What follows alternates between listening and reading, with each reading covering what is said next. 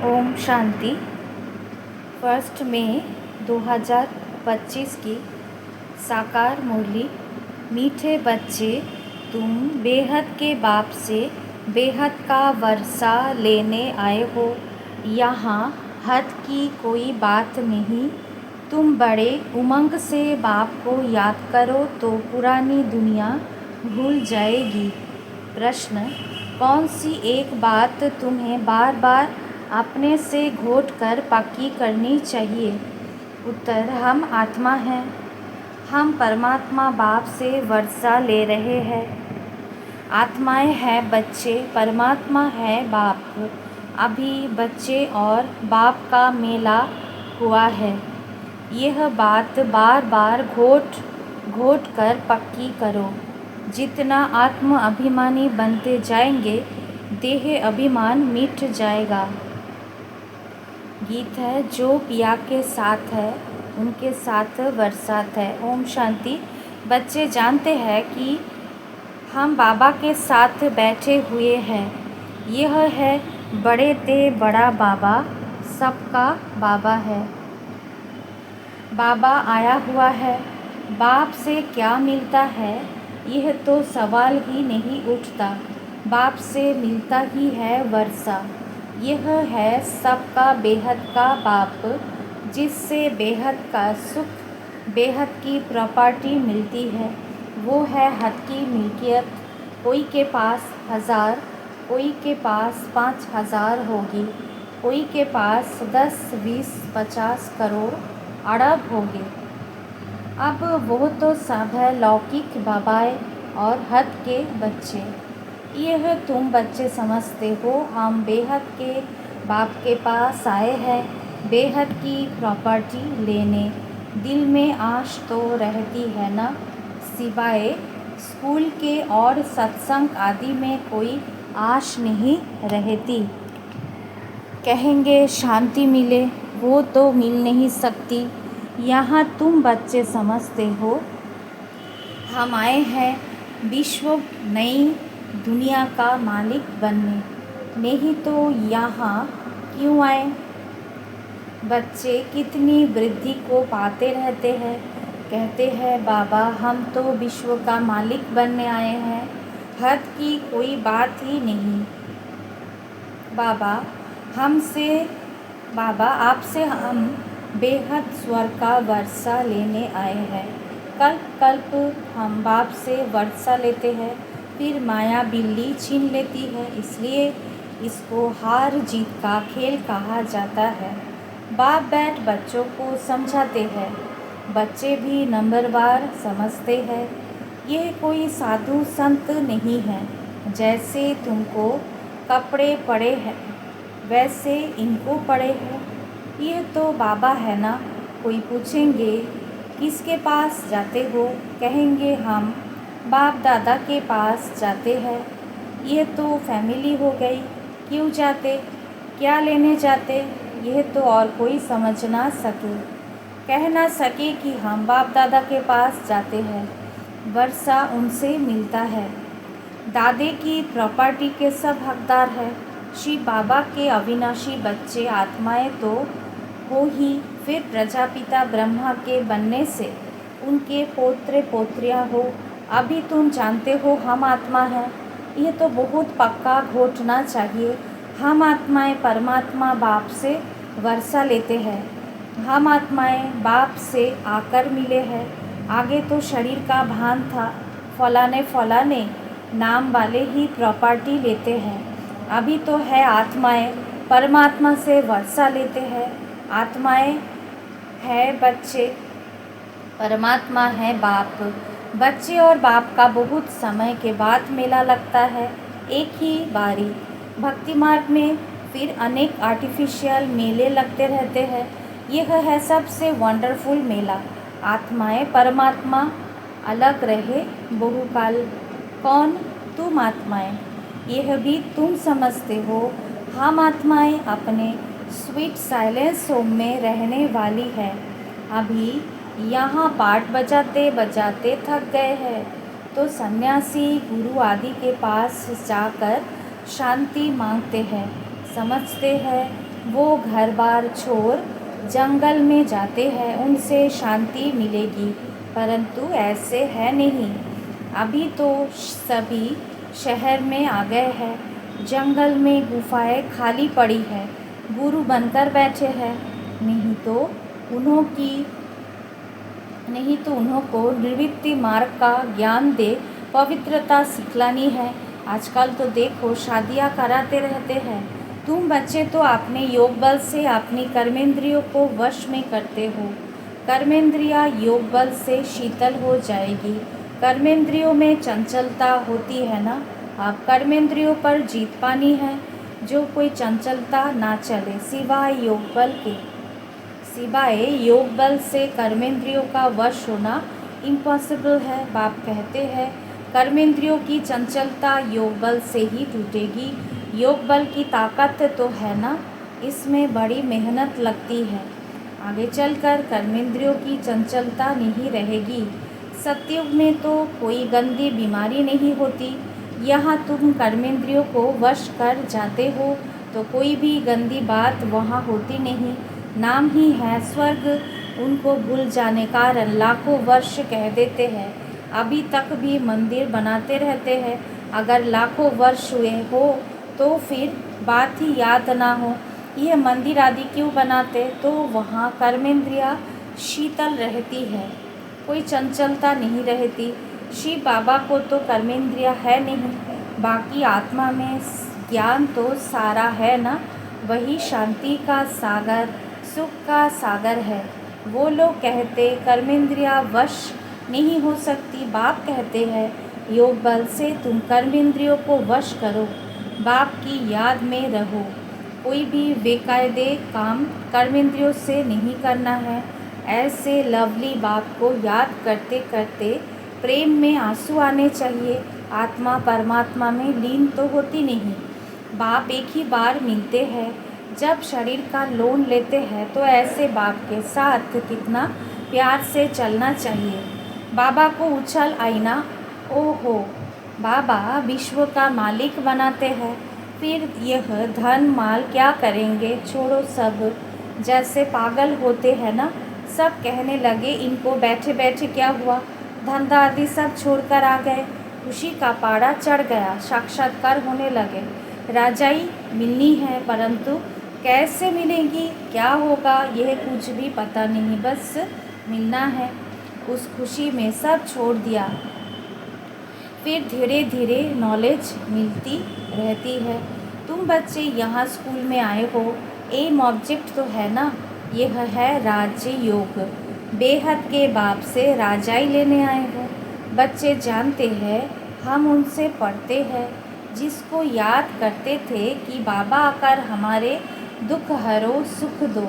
बच्चियाँ कहती है हमको श्री कृष्ण जैसा बच्चा मिले। अरे वो तो बैकुंठ में मिलेगा ना, कृष्ण बैकुंठ का है। उनको तुम झुलाते हो तो उन जैसा बच्चा तो बैकुंठ में ही मिलेगा ना। अभी तुम बैकुंठ की बादशाही लेने आए हो, वहाँ ज़रूर प्रिंस प्रिंसेस ही मिलेंगे, पवित्र बच्चा मिले, यह आश भी पूरी होती है। यूँ तो प्रिंस प्रिंसेस यहाँ भी बहुत है, परंतु नर्कवासी है। तुम जानते हो स्वर्गवासी को। पढ़ाई तो बहुत सहज है। बाप कहते हैं तुमने बहुत भक्ति की है, धक्के खाए हैं। तुम कितना खुशी से तीर्थों आदि पर जाते हो, अमरनाथ पर जाते हो। समझते हैं शंकर ने पार्वती को अमर कथा सुनाई। अमरनाथ की सच्ची कथा तुम अभी सुनते हो। यह तो बाप बैठ तुमको सुनाते हैं। तुम आए हो बाप के पास। जानते हो यह भाग्यशाली रथ है, इसने यह लोन पर लिया है। हम शिव बाबा के पास आए हैं, उनकी ही श्रीमत पर चलेंगे। कुछ भी पूछना हो तो बाबा से पूछ सकते हो। कहते हैं बाबा हम बोल नहीं सकते। ये तो तुम पुरुषार्थ करो, इसमें बाबा क्या कर सकते हैं। बाप तुम बच्चों को श्रेष्ठ बनने का सहज रास्ता बताते हैं। एक तो कर्मेंद्रियों को वश करो, दूसरा दैवी गुण धारण करो। कोई गुस्सा आदि करे तो सुनो नहीं, एक कान से सुन दूसरे से निकाल दो। जो एविल बात पसंद ना आए उसे सुनो ही नहीं। देखो पति क्रोध करता है, मारता है तो क्या करना चाहिए? जब देखो पति गुस्सा करता है तो उन पर फूल बरसाओ, हंसते रहो। युक्तियाँ तो बहुत है। कामेशु क्रोधेशु होते हैं ना। अबलाएं पुकारती है, एक द्रौपदी नहीं सब है। अब बाप आए हैं नंगन होने से बचाने। बाप कहते हैं इस मृत्यु लोक में यह तुम्हारा अंतिम जन्म है। हम तुम बच्चों को शांति धाम ले जाने आया हूँ। वहाँ पतित आत्मा तो जा ना सके, इसलिए मैं आकर सबको पावन बनाता हूँ। जिसको जो पाठ मिला हुआ है वो पूरा कर अब सबको वापिस से जाना है। सारे झाड़ का राज बुद्धि में है। बाकी झाड़ के पत्ते थोड़े ही कोई गिनती कर सकते हैं। तो बाप भी मूल बात समझाते हैं। बीज और झाड़, बाकी मनुष्य तो ढेर है। एक एक के अंदर को थोड़े ही बैठ जानेंगे। मनुष्य समझते हैं भगवान तो अंतर्यामी है, हर एक के अंदर की बात को जानते हैं। यह सब है अंधश्रद्धा। बाप कहते हैं तुम हमको बुलाते हो कि आकर हमको पतित से पावन बनाओ, राजयोग सिखाओ। अभी तुम राजयोग सीख रहे हो। बाप कहते हैं मुझे याद करो। बाप यह मत देते हैं ना, बाप की श्रीमत और गत सबसे न्यारी है। मत यानी राय, जिससे हमारी सद्गति होती है। वही एक बाप हमारी सद्गति करने वाला है, दूसरा ना कोई। इस समय ही बुलाते हैं, सतयुग में तो बुलाते नहीं हैं। अभी ही कहते हैं सर्व का सद्गति दाता एक राम। जब माला फेरते हैं तो फेरते फेरते जब फूल जाता है तो उनको राम कहे आँखों पर लगाते हैं। जपना है एक फूल को, बाकी है उनकी पवित्र रचना। माला को तुम अच्छी रीति जान गए हो। जो बाप के साथ सर्विस करते हैं उनकी यह माला है। शिव बाबा को रचता नहीं कहेंगे, रचता कहेंगे तो प्रश्न उठेगा कि कब रचना की। प्रजापिता ब्रह्मा अभी संगम पर ही ब्राह्मणों को रचते हैं ना। शिव बाबा की रचना तो अनादि है, सिर्फ पतित से पावन बनाने लिए बाप आते हैं। अभी तो है पुरानी सृष्टि, नई में रहते हैं देवताएं। आप शूद्र को देवता कौन बनाए? अभी तुम फिर से बनते हो। जानते हो बाबा हमको शूद्र से ब्राह्मण, ब्राह्मण से देवता बनाते हैं। अभी तुम ब्राह्मण बने हो देवता बनने के लिए। मनुष्य सृष्टि रचने वाला हो गया ब्रह्मा, जो मनुष्य सृष्टि का हेड है। बाकी आत्माओं का अविनाशी बाप शिव तो है ही। यह सब नई बातें तुम सुनते हो। जो बुद्धिमान है वो अच्छी रीति धारण करते हैं। आहिस्ते आहिस्ते तुम्हारी भी वृद्धि होती जाएगी। अभी तुम बच्चों को स्मृति आई है, हम आसुर देवता थे, फिर 84 जन्म कैसे लेते हैं। सब राज तुम जानते हो। जास्ती बातों में जाने की दरकार नहीं है। बाप से पूरा वर्षा लेने के लिए मुख्य बात बाप कहते हैं, एक तो मुझे याद करो, दूसरा पवित्र बनो, स्वदर्शन चक्रधारी बनो और आप समान बनाओ। कितना सहज है, सिर्फ याद ठहरती नहीं है, नॉलेज तो बड़ी सहज है। अभी पुरानी दुनिया ख़त्म होनी है, फिर सतयुग में नई दुनिया में देवी देवताएं राज्य करेंगे। इस दुनिया में पुराने यह देवताओं के चित्र है, बा इन्हों के महल आदि है। तुम कहेंगे पुराने हम विश्व के महाराजा महारानी थे। शरीर तो ख़त्म हो जाते हैं, बाकी चित्र बनाते रहते हैं। अभी यह थोड़े ही किसको पता है। यह लक्ष्मी नारायण जो राज्य करते थे वो कहाँ गए? राजाई कैसे ली? बिरला इतने मंदिर बनाते हैं परंतु जानते नहीं, पैसे मिलते जाते हैं और बनाते रहते हैं। समझते हैं यह देवताओं की कृपा है, एक शिव की पूजा है। आप व्यभिचारी भक्ति ज्ञान देने वाला तो ज्ञान सागर एक ही है, बाकी है भक्ति मार्ग। ज्ञान से आधा कल्प सद्गति होती है, फिर भक्ति की दरकार नहीं रहती। ज्ञान भक्ति वैराग्य, आप भक्ति से पुरानी दुनिया से वैराग्य, पुरानी आप खत्म होनी है, इसमें आसक्ति क्या रखे। आप तो नाटक पूरा होता है, हम जाते हैं घर, वो खुशी रहती है। कई समझते हैं मोक्ष पाना तो अच्छा है, फिर आएंगे नहीं। आत्मा बुदबुदा है जो सागर में मिल जाता है। ये सब गपोड़े हैं, एक्टर तो एक्ट करेगा ज़रूर। जो घर बैठ जाए वो कोई एक्टर थोड़ी ही हुआ। मोक्ष होता नहीं, ये ड्रामा अनादि बना हुआ है। यहाँ तुमको कितनी नॉलेज मिलती है, मनुष्य की बुद्धि में तो कुछ भी नहीं है। तुम्हारा पाठ ही है बाप से ज्ञान लेने का, वर्षा पाने का। तुम ड्रामा में बंधायामान हो। पुरुषार्थ ज़रूर करेंगे, ऐसे नहीं ड्रामा में होगा तो मिलेगा, फिर तो बैठ जाओ। लेकिन कर्म बिगाड़ कोई रह नहीं सकता है, कर्म सन्नास हो ही नहीं सकता। अच्छा, मीठे मीठे सिखिला दे बच्चों प्रति माता पिता बाप दादा का याद प्यार और गुड मॉर्निंग। रूहानी बाप की रूहानी बच्चों को नमस्ते। हम रूहानी बच्चों की रूहानी माता पिता बाप दादा को याद प्यार, गुड मॉर्निंग और नमस्ते। धारणा के लिए मुख्य सार। पहला, योग बल की ताकत से अपनी कर्मेंद्रियों को शीतल बनाना है, वश में रखना है। एविल बातें ना तो सुननी है ना सुनानी है। जो बात पसंद नहीं आती उसे एक कान से सुन दूसरे से निकाल देना है। दूसरा, बाप से पूरा वर्षा लेने के लिए स्वदर्शन चक्रधारी बनना है। पवित्र बन आप समान बनाने की सेवा करनी है।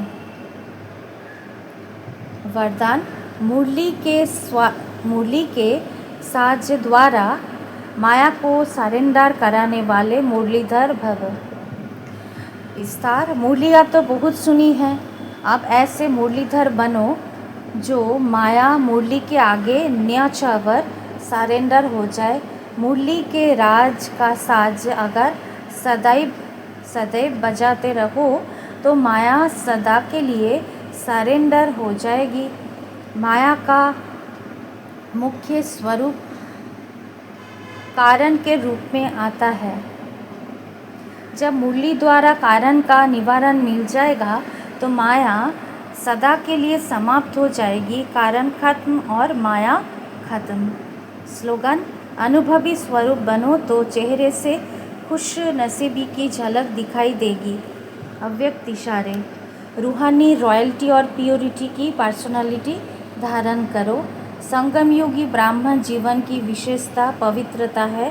प्रवृत्ति में रहते अपवित्रता से निवृत्त रहना, स्वप्न मात्र भी अपवित्रता के संकल्प से मुक्त रहना, यही विश्व को चैलेंज करने का साधन है। यही आप ब्राह्मणों की रूहानी रॉयल्टी और पर्सनालिटी है। ओम शांति।